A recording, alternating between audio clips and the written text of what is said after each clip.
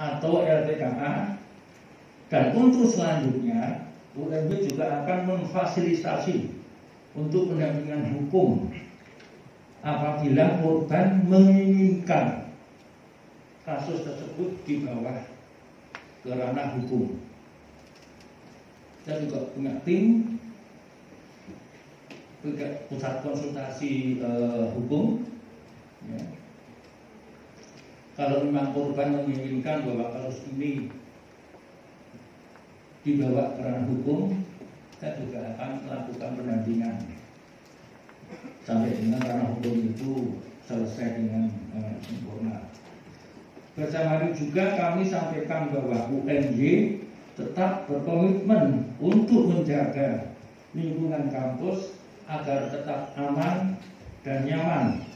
Selanjutnya, UMY juga berkomitmen untuk menjaga kondusivitas lingkungan kampus dengan prinsip zero tolerance terhadap pelanggaran disiplin dan etika mahasiswa, terutama kasus tindak asusila. Barangkali itu krisis yang bisa saya sampaikan, dan mungkin ada tambahan dari Mas Faris. Sementara cukup.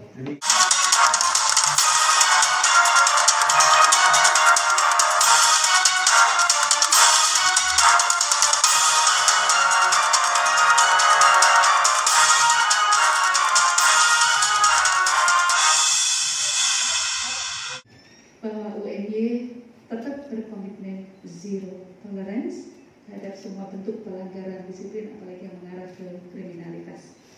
Monggo Prof. Gun, Sektor.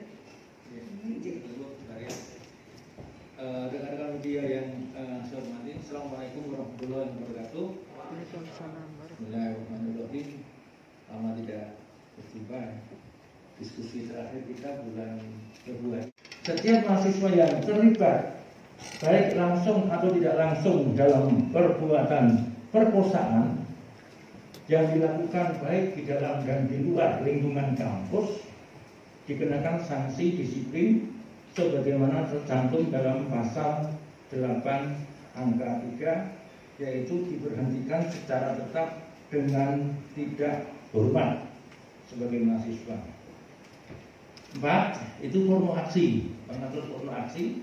Setiap mahasiswa yang memperdagangkan, menyebarkan, memproduksi, mendatangkan dari daerah atau negara lain atau mengirim ke daerah atau negara lain, mempertontonkan gambar, tulisan, barang yang bersifat pornografi dan atau porno aksi yang menyinggung rasa susila atau tergolong tindakan asusila yang dilakukan baik di dalam dan di luar lingkungan kampus, maka yang bersangkutan bisa dikenakan sanksi disiplin sekurang-kurangnya sebagaimana tercantum dalam pasal 8 angka 1, yaitu sanksi skorsing maksimal 2 semester dan seberat-beratnya pasal 8 angka 3, yaitu diberhentikan secara tetap dengan tidak hormat sebagai mahasiswa. Rekan-rekan media yang saya hormati, sehubungan dengan pemeriksaan yang sudah dilakukan oleh Komite Etika dan Disiplin Mahasiswa, seperti yang tadi saya sampaikan bahwa Rektor sudah bertetapkan untuk menjatuhkan sanksi terberat, yaitu diberhentikan secara tetap dengan tidak hormat sebagai mahasiswa. UMY juga berkomitmen memberikan pendampingan psikologis kepada para korban dengan menyediakan psikolog melalui atau LPKA, dan untuk selanjutnya UMY juga akan memfasilitasi untuk pendampingan hukum apabila korban menginginkan kasus tersebut dibawa ke ranah hukum. Kita juga punya tim pusat konsultasi hukum. Ya. Kalau memang korban menginginkan bahwa kasus ini dibawa ke ranah hukum, kita juga akan melakukan sampai dengan ranah hukum itu selesai dengan sempurna. Bersama juga kami sampaikan bahwa UNJ tetap berkomitmen untuk menjaga lingkungan kampus agar tetap aman dan nyaman. Selanjutnya, UNJ juga berkomitmen untuk menjaga kondusivitas lingkungan kampus dengan prinsip zero tolerance terhadap pelanggaran disiplin dan etika mahasiswa, terutama kasus tindak asusila. Barangkali itu krisis yang bisa saya sampaikan, dan mungkin ada tambahan dari Mas Ahmad. Kita meminta keterangan kepada semua pihak. Jadi pelaku dimintai keterangan, satu versi korban juga dimintai keterangan untuk mengimbangi, sehingga keputusan-keputusan yang nantinya diambil ini bersifat adil bagi semua pihak. Nah, pelaku setelah kita mintai keterangan, dia tidak menyangkal jika terjadi perbuatan asusila sebagaimana pasal 25 yang diatur dalam peraturan rektor, 24 peraturan rektor.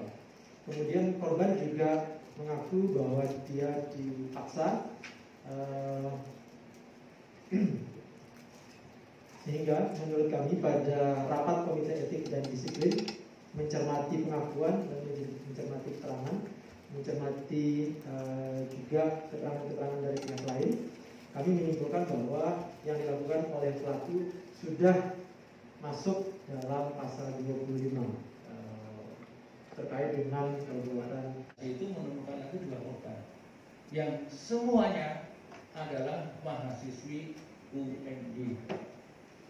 Makanya mereka juga korban satu lagi sudah ketemu, sudah berhasil kita investigasi. Yang justru kemudian itu kejadiannya memang sudah lama, 2018 menurut saya. Yang satu masih belum, yang belum, artinya belum datang, belum bisa kita datangkan karena kurang sehat ya. Kecelakaan motor ya. Ya, kecelakaan motor ya, itu belum bisa kita datangkan.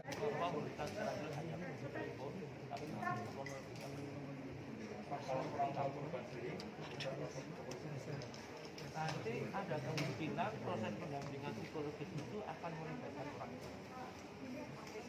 Pak, apakah dari kampus sendiri membenarkan kronologi yang beredar di media sosial? Kami tidak punya judgement untuk membenarkan dan menyalahkan, karena media sosial itu seperti Ya, tapi berdasarkan info yang pertama viral itu kronologinya disebutkan di situ, apakah kampus akan memberikan statement bahwa itu benar atau salah? tidak. Kami hanya akan memberikan statement kepada media massa yang memang setiap kali dan dia memang mengeritisasi. Tapi nantinya akan ada pernyataan seperti itu dari kampus tentang Tugas kita adalah memberlakukan SK rektor tentang etika dan disiplin mahasiswa. Itu tugas kami. Secara singkat saja untuk kondisi korban sekarang. Alhamdulillah stabil, diberikan dengan anti kuliah, 3-tiganya anti kuliah. Ya, sehingga sanksi paling berat kepada pelaku. Sehingga tugas kami hanya tinggal 2 terhadap korban. Pertama, pendampingan psikologis, yang kedua pendampingan hukum kalau korban menghadapi masalah ini dibawa ke ranah hukum. Begitu Mas Agus. Terima kasih Pak. Dan untuk pertanyaan berikutnya, silakan tadi Pak. Tadi Mas Sopo juga. Terima kasih Bu Hijrah. Saya Kukuh dari Gatra.com. Ada 2 pertanyaan yang ingin saya sampaikan. Yang pertama terkait dengan pengadilan netizen ini merujuk pada satu nama. Di Instagram itu namanya Maulana Khalid. Nah, saya ingin memastikan aja apakah ini dibenarkan oleh UMI atau apa pengadilan dari netizen ini?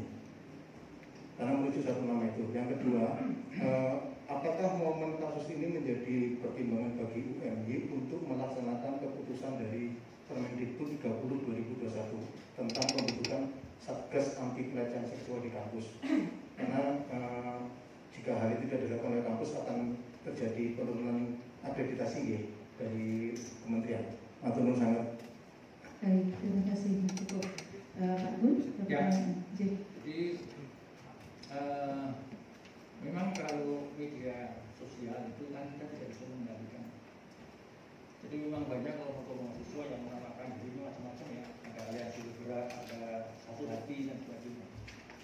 Nah, memang itu di luar kendali kampus ya, untuk menyebutkan nama dengan lengkap itu.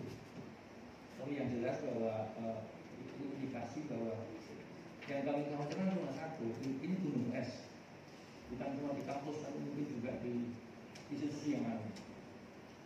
Yang kedua, sebetulnya secara otomatis begitu kita memiliki tim penegak disiplin, artinya SK Rektor tentang etika mahasiswa dan disiplin mahasiswa itu, ini kan revisi ya yang lama. Jadi ada revisi yang menarik dari yang lama. Yang lama itu hanya ada kasus perkelahian. Jadi kalau ada mahasiswa dipukuli, kita tidak punya kasus bahwa dia itu dianiaya. Maka ya kita pakai pasal perkelahian. Artinya yang menganiaya maupun yang dianiaya sama-sama kena skorsing. Ini kan tidak adil. Hanya atas dasar masukan dari mahasiswa mohon bisa diperjelas. Hanya kita perjelas dengan pasal penganiayaan. Kita pisahkan antara perkelahian dan penganiayaan. Nah, semenjak pertama ada SK, ya, mungkin sudah tahun 2002 kita sudah punya